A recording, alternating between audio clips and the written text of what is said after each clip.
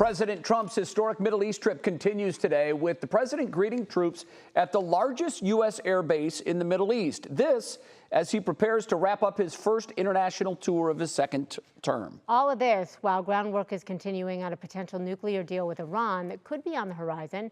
NBC's Ryan Nobles is in Washington with the newest details. President Trump wrapping up his tour of the Middle East in the United Arab Emirates, landing in Abu Dhabi today, greeted by the president, before touring the Sheikh Zayed Grand Mosque.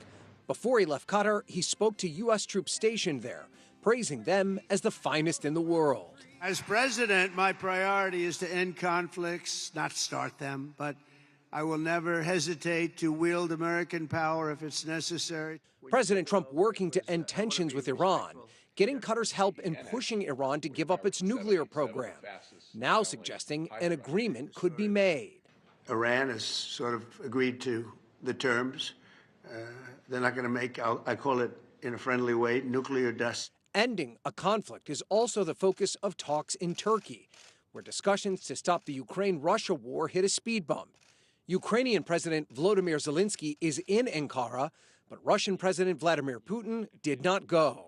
Zelensky saying that shows Russia is not taking the negotiations seriously, even though it was Putin who suggested the meeting.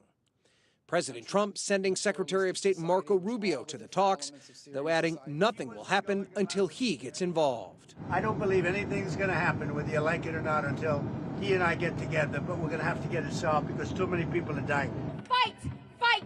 Fight! And here at home, another battle on the domestic front. Birthright citizenship, which is guaranteed in the 14th Amendment of the Constitution. The Supreme Court hearing oral arguments today on the Trump administration's plan to restrict birthright citizenship. The administration says federal judges went too far when they paused the president's restrictions. The president directed federal agencies to only recognize children born in the United States as citizens if they have at least one parent who is a U.S. citizen or a lawful permanent resident. Now, courts have ruled that that policy may be unconstitutional, so therefore the administration cannot enforce the president's directive. Ryan Nobles, NBC News, Washington.